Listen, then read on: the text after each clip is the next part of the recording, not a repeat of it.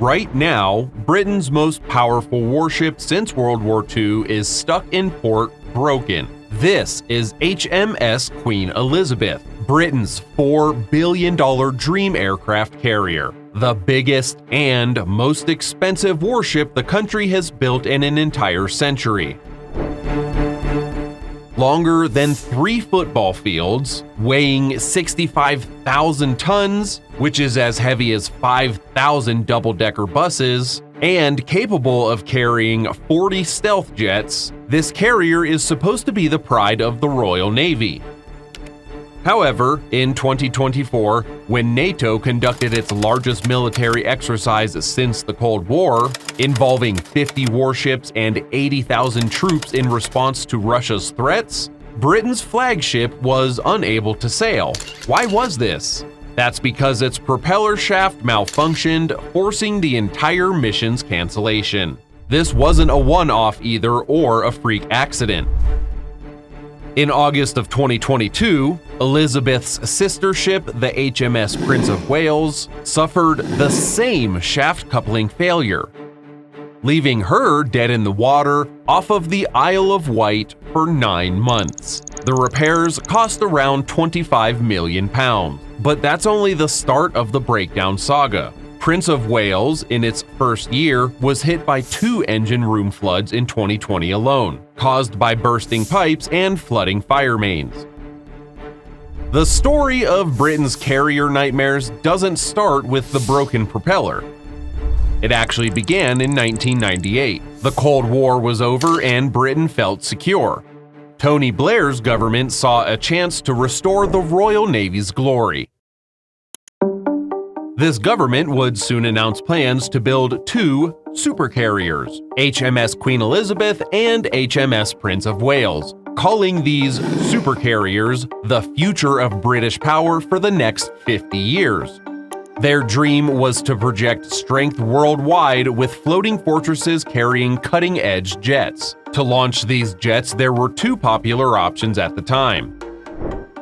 One option was Cato Bar, using steam catapults like the American carriers did. Powerful and efficient, but very expensive. The other was called Stovall, a much simpler ski jump type ramp for jump jets like the F-35B.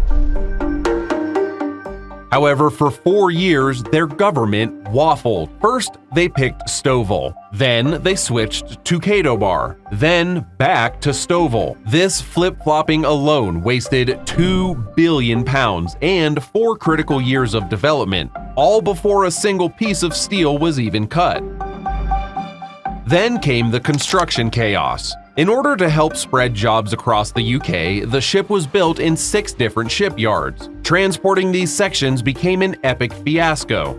Rivers had to be dredged just to float them to the assembly site. And when Queen Elizabeth was finally ready for her maiden voyage in 2017, it was of course delayed because planners had used river depth charts from the 1950s. Yup, 60-year-old maps for a 21st century warship.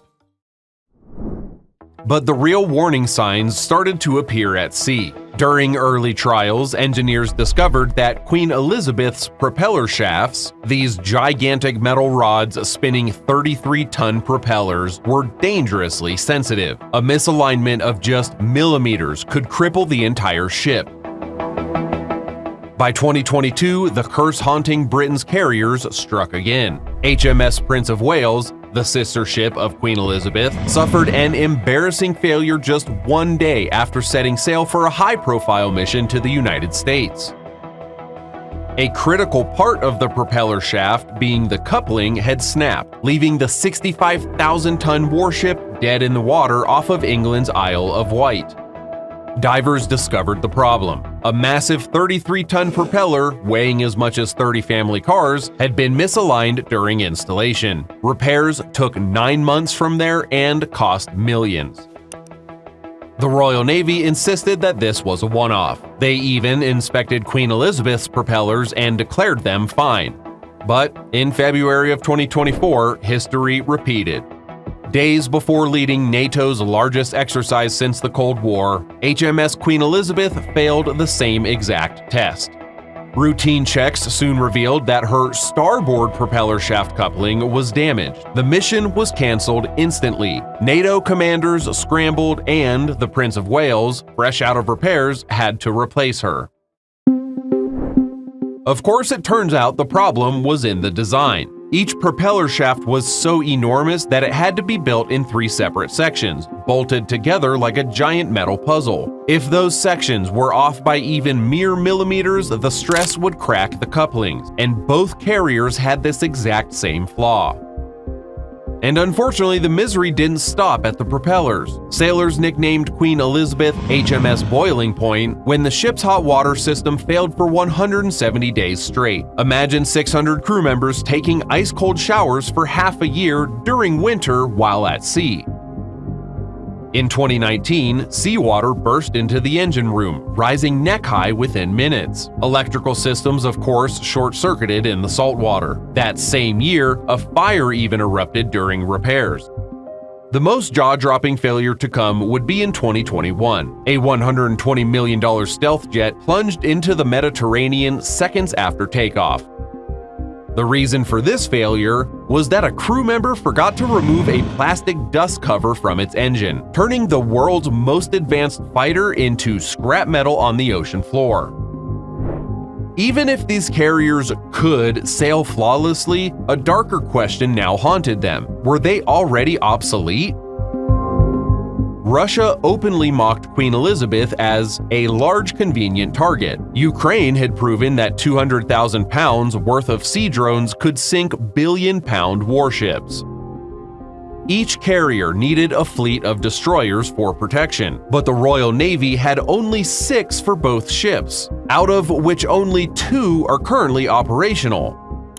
During Queen Elizabeth's 2021 global tour, the UK needed American and Dutch warships to guard her. Politicians continued to insist that these carriers were vital for global Britain, but reality hit pretty hard instead. In 2024, Houthi rebels attacked commercial ships in the Red Sea. This threatened global trade and spiked oil prices, leaving the US Navy begging Britain for help. An aircraft carrier was desperately needed to protect shipping lanes. However, Queen Elizabeth was damaged in Portsmouth due to propeller issues. Prince of Wales was still busy repairing its identical propeller failure from 2022. Britain could not respond. NATO's largest exercise went ahead without its second largest navy. The message was brutal. 10 billion pounds bought 2 paper tigers.